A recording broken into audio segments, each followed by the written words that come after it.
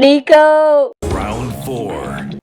So this is me fighting this Lee player, and I'm just going to show you what I was doing and what my kind of thinking was because of the grasp of frame data knowledge that I have.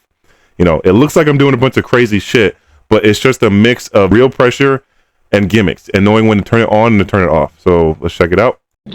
Fight.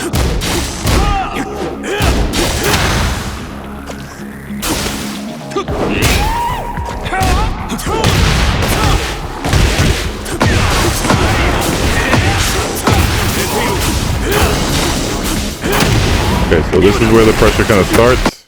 So right here, I just hit my opponent with Lars's 4-4-4-2, right?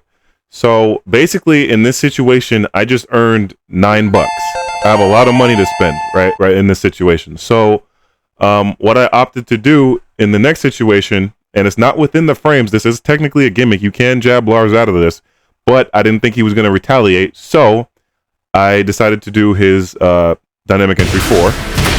Okay, so this right here is when I coach a lot of Lars players, this is the part where I see them fuck up really often, right? So they'll do like an innocent low. They'll do, for example, Lars's dynamic entry 4, and it's only +1 on hit. And then, you know, they try to go into lens stance and then commit to the attacks from that stance. So the problem is that you are only +1 on hit. You do not have enough money within the budget to commit to those attacks like that. So you only have enough money for something that is very fast. It has to be fast, cheap, and quick. It can't, those moves from lens stance are not fast enough, and it's not within the budget to keep this your opponent that you're fighting in check. So think about it this way. If you're going into a store and you're thinking about buying, you know, let's say like Tim's or something like that, you think you're going to be able to afford Tim's with $1? They're going to tell you to get your broke ass on somewhere. You only have enough money for like ramen noodles. You don't even have enough money for ramen noodles. So you need to kind of think like that. Like that, I don't have enough money to keep him in check with the moves from that stance. So the best way I can keep my opponent in check is it has to be the fastest move I can do in this situation, which is Lars's while standing 4, which is what I do. I keep him in check with something fast and something quick to make sure that he does not do anything. And I'm basically saying like, hey, don't do nothing. And the beauty of this situation now, since I did while standing 4, I am now +5 in his face. So basically, by keeping him in check, I went from $1 to now $5. So now I made a situation that seemed, you know, pretty innocent and pretty small to a bigger situation to now where it's like, okay, I stayed within the budget, and since I did the right decision in staying within the budget, now I have more money that I'm able to spend. And after the while standing 4, I proceeded to do Lars's heat option, his forward 3+4, which is Rebellion, which is one of my, I love this fucking move. But in this situation, I can see that the person I'm fighting, he actually tried to do something, because when the opponent makes that animation, like they looking like they're kind of like slope down a little bit or something like that, that means that they ate that hit, because technically that is a mid. So they ate that hit, which means that on block, Rebellion is only, it's like +5. Yeah, it's +5. But on hit, it's +10. So you cannot do anything in this situation. So I feel like I did a pretty good job at basically sending a message to my opponent saying like, hey, don't do anything, because if you do something, you are going to die, especially with the life that you have left. So putting that in his head, and you know, he probably knows that he got hit just because of the animation, and since he knows that he probably tried to do something, which he did, he's thinking like, damn, I need to probably just hold back. Tekken players will never cease to amaze me. This guy's still trying to do something. I don't know why. I could have killed him right there, but whatever. That's not the point. The point, so me doing that and backing away in this situation, I tried to apply a gimmick because I thought I would get more value out of it because his back is against the wall. So me backing away, I just opted to apply a different kind of pressure. So far in these couple seconds in that specific situation, I could have killed my opponent in 2 different ways. But honestly, I got carried away with my own offense a little bit, but sometimes I just want to just move as fast as I feel with, Lars. He's just dope, man. I just love this fucking character. So low key, this is just me kind of being a little extra, I ain't gonna lie. So this is how you kind of get into that offensive state kind of situation, guys. You need to be connecting the dots and make things make sense with your offense. You connected this with this because this was within the budget. You did this because there's a threat here, but you camouflage the gimmick with a threat. That is how you get into the offensive state, and that is how I apply my offense with Lars. I know when to turn it off and to turn it on. I know when to keep it real, and I know when to lie a little bit. You need to kind of be able to do both and know when to turn it on and turn it off.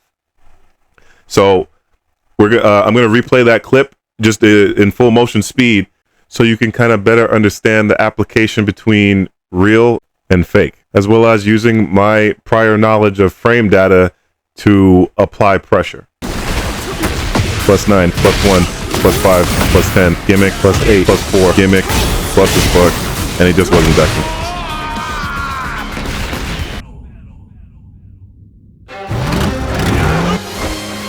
So this is just me fighting this Paul player. Fight.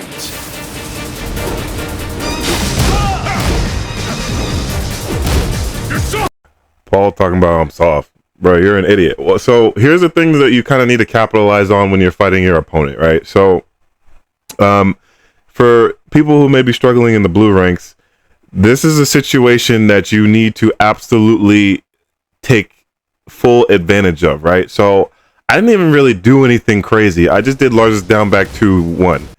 And he responded with a move, with an evasive move that I'm sure is unsafe on block. And there's two things that he did. He not only did an evasive move that was unsafe on block, but he did it from a range that's going to whiff right in front of me. And also, there's another thing, actually. There was no reason to do that.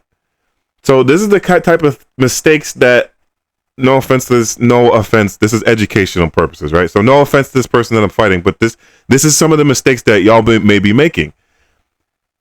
This makes no sense to do that in that situation. That move in that situation is completely unwarranted. There's no reason to do that. I didn't overly pressure him. I didn't do anything crazy.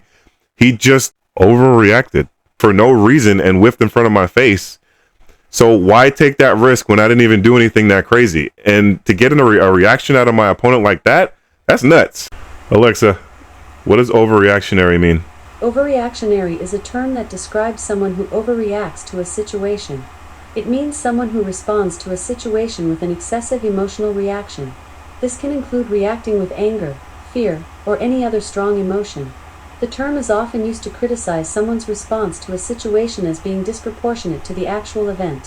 Yeah, so basically my opponent whiffed in front of my face. He used a panic move that was unwarranted in this situation. And he also gave me another piece of information within the first 6 seconds of the match. You like panic moves. So that's already a hint of how you're going to play.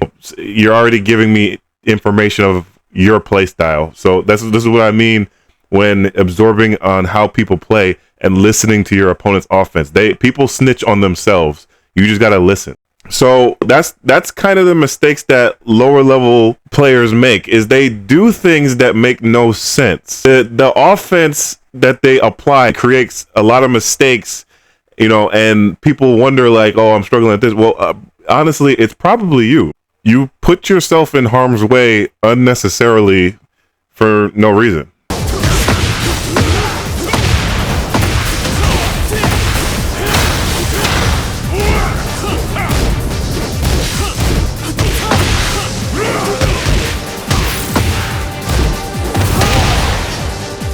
Okay, so the last thing I'm going to analyze is me going against this Xiaoyu player.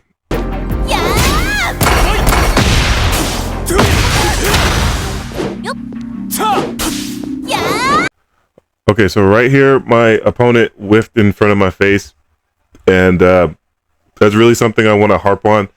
Whiffing in front of your opponent's face is one of the worst things that you could do. You're basically asking your opponent, please kill me. You really need to know the ranges of your own moves. And again, like I said before, this is for educational purposes. It's not coming at the person that I'm fighting. I've got my ass kicked from Xiaoyu players, and all, it happens. I acknowledge my own mistakes too. I'm not perfect either. But the key rule that I try to stick to is minimizing risk as much as possible and maximizing the most beneficial output possible. So you really need to know the ranges of your own moves, because when you whiff in front of your opponent, you're saying hit me. From this range, my opponent should have known that wouldn't have hit me on block or whatever from that range. He didn't space that correctly. Spacing and awareness of your moves is critically important. You never want to whiff a move ever. It's one of the worst things you could do. You could get launched, whiff punished into mix up. It's mitigating risks and taking, knowing the ranges of your moves is very important. You definitely need to know how far a move hits from and the spacing of where you're at and awareness of where you're at. But everybody makes mistakes, and I made a mistake right here. I meant to do back 3-4 to whiff punish, but I got down 3 instead. That was just a missed input on my part, but that was a mistake.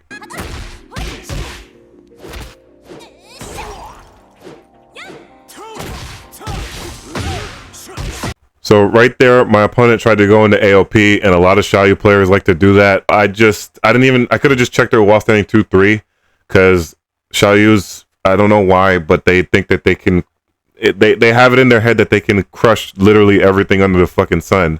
So when they deal with something that they're not used to, with someone actually hitting them out of AOP, they are almost shocked and don't know how to adapt when it doesn't work. And I'm speaking from experience. I've seen a lot of Xiaoyu players just fall and crash and burn and crumble because when they get hit out of situations like that, they don't know what to do when the answer is just block. But besides that, so in this situation, I used down 1+2, just a low poke. And the thing is that I'm only +1 in this situation.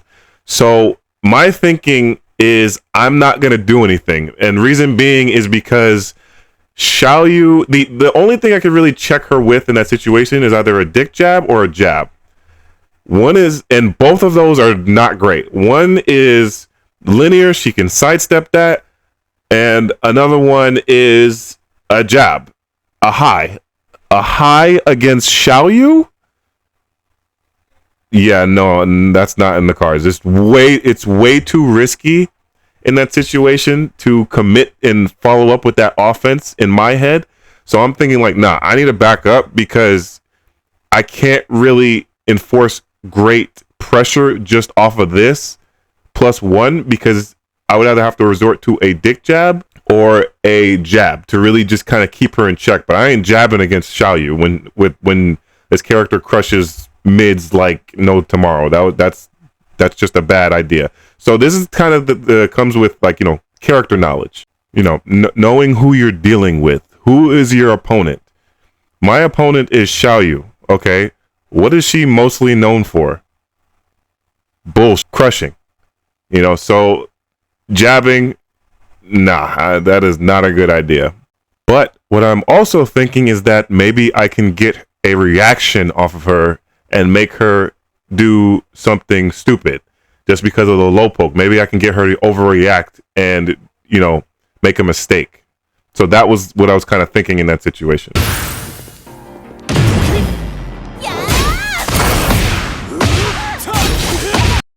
Also, another thing I could tell from other matches prior to this one, her matchup knowledge for Lars is very poor. She doesn't know the matchup for Lars. She doesn't know how to deal with Lars. I could tell early on through the match. So that I only stood to benefit from that. And again, that's just comes with experience, but you also do want to spend time in the lab with everyone. Like, you can't just go into the game and expect to beat everybody's asses and not being able to deal with other people's offense. You need to have a rough estimation of at least everyone and what they can do to some degree. Because if you don't do that, you are just going to let people get away with things that are not real. You're going to let people get away with unsafe moves on block, all because you didn't do your homework and you didn't spend time in practice mode getting a rough estimation with everyone. The basic punishment for this character is this. The move that they like to use a lot is this. They really like this low in particular, you know, things like that. You know, so you need to take advantage of the tools at your disposal. Practice mode is your friend. It's your best friend in this game. And if you don't do your due diligence and do your homework against everybody in the cast, you are going to struggle. Labbing is very important. But yeah, that's going to do it for today's video, guys. Thank you guys for watching, and I'll see you in the next Nico's World video. Have a good one, guys. Stay safe out there.